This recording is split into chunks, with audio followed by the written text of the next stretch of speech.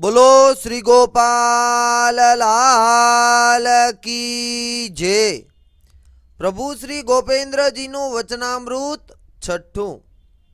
स्थल किंदर पोरबंदर पासेनु संवत 1719। विषय पुष्टि मार्ग में साधकता भाव अने बाधकता भाव। एक समय ने विषे महाप्रभुजी एवा रसिकराज श्री गोपेन्द्र प्रभुजीए पोरबंदरनो प्रदेश कीधो हतो। त्यांथी किंदर पधार्या हता। ते वन विहार करवानी इच्छाथी पधार्या हता। ते वैष्णव जूथ 200 ना आश्रे साथे हतुं। ते छाक लीलाना भावनो मनोरथ कीधो। पछी रास रमणनु सुख दीधुं। ते वर्णन कीधुं जाय नहीं तेवुं सुख छे। ते समय सगी बाई मंडली साथे आवी हती तथा बबीबाईनी मंडली साथे हती। उपलेटानो कृष्ण भट्ट पोताना राजसी कारणिक जूथ सहित आव्या हता। ते आनंदनो सागर उलट्यो हतो। ते मुखेथी कहे तो बकिया बराबर थाय। ते आनंदनु वर्णन शुं कराय। भाग्ये ज प्राप्त थाय। ते समयनी श्रीजीनी प्रसन्नतानु शुं कहीए। बाई हरि ऊपर घणी कृपा कीधी। तेनी कानी थी सर्व स्त्री जनना जूथ ऊपर कृपा कीधी। भट्ट जानीनी दशानी वात न्यारी। सर्व जूथनी दशा जूझवी जुदी जुदी कीधी। ते समये छाकना भावनु वर्णन कीधुं। वन भोजननु वर्णन कीधुं ने श्रवणे थता जे सुख उपज्युं। त्यार पछी रासना भावनु सुखनु वर्णन कीधुं। ते वर्णन जेणे श्रवणे सांभळ्युं ते जीवनु वडुं भाग्य समजो। लखवानुं थाय केटलुंय बधुं अने लखाय रंचक लखीए छीए। ते एम म जाणशो जे आ तो श्रीजीना श्रीमुखनी वाणी छे। जीव बुद्धि न करशो। ते श्रीजीनी प्रसन्नताए दीठी।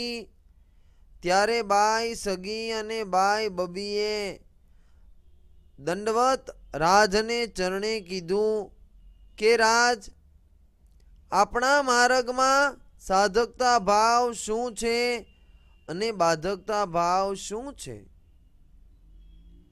जे आपे छाक लीलाना भाव में ने रास रमणना भाव में वर्णवी समझाव्युं छे तो राज ते भाव शुं छे ते कृपा करो तो जीवनु सुधरे। त्यारे महाप्रभुजी गोपेन्द्रजी श्रीमुख थी कहवा लाग्या। पुष्टि मार्ग में साधकता भाव अने बाधकता भाव ते तो मुख्य छे। जे जीव पुष्टि ने शरणे आव्यो छे तेने बाधकता भाव जे छे तेनाथी दूर रहेवुं ते मुख्य छे।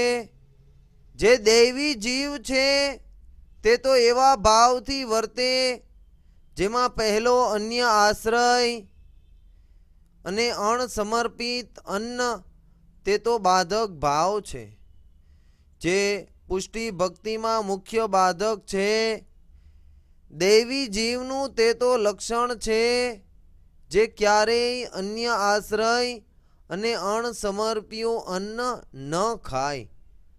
त्यारे बबीबाईए विनंती कीधी जे राज लोक व्यवहारे रहे तेनी गति शुं थाय। ત્યારે આપશ્રીએ કહ્યું, જો સેવા સમરણ કરે અને અણસમર્પ્યું અન્ન ખાય તેની બુદ્ધિ ભ્રષ્ટ થઈ જાય. આસુરાવેશ મટે નહીં. જ્યાં સુધી આસુરાવેશ જીવમાં છે ત્યાં સુધી શ્રી ઠાકોરજી તેના હાથની સેવા સામગ્રી કાંઈ ન છૂવે અને અંગીકાર કરે નહીં. 100 વાર એટલે 100 વખત શ્રી યમુના પાન કરે પણ એક વાર લોક વ્યવહારનું પિંડરું સૂતકીનું અન્ન ખાય તો તે ફળ નષ્ટ થઈ જાય. તે બાધક ભાવ છે. સેવા સમરણ કરે અને અવૈષ્ણવના ઘરનું અન્ન ખાય, જલપાન કરે તેનું ફળ નષ્ટ થઈ જાય. જે સૂતકીના હાથનું જલપાન કરે તેની આસુરી બુદ્ધિ થઈ જાય તે દોષ મહાન છે.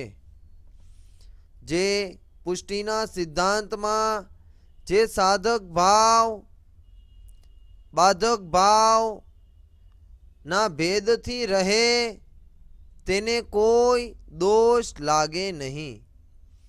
સાધકતા ભાવથી રહે તેને પિંડરું સૂતક કે સૂતક લાગે નહીં. તે તો સર્વ લોક વ્યવહારમાં છે.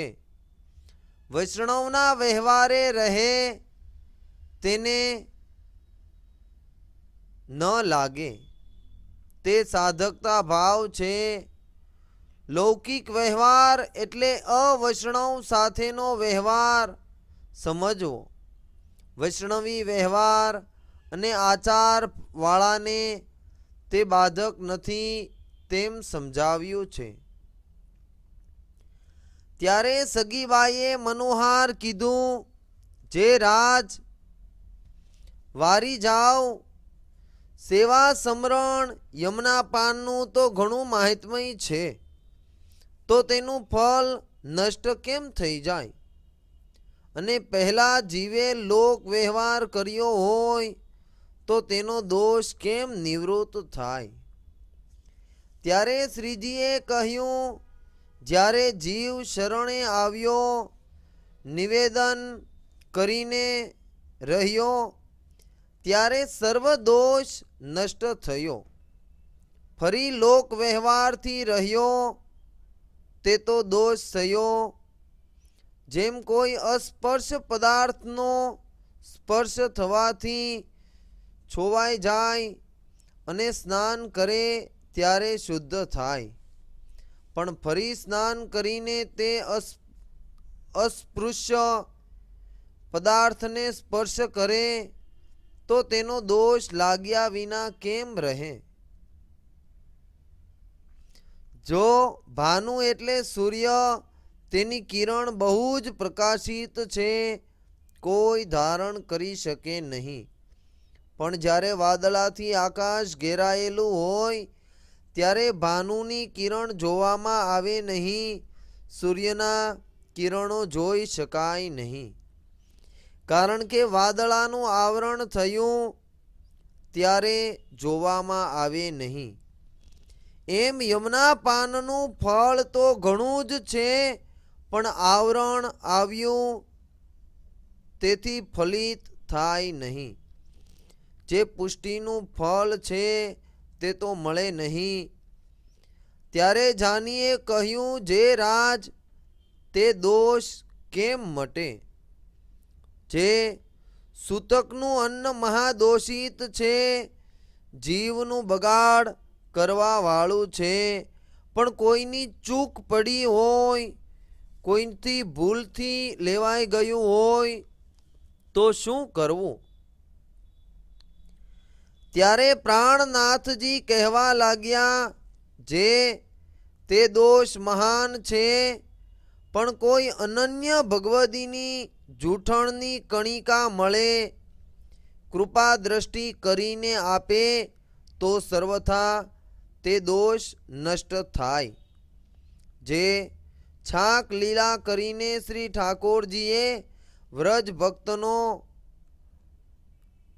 દોષ ઇન્દ્રનો આશરો અત્યાર સુધી લીધો હતો તે નિવૃત્ત કર્યો.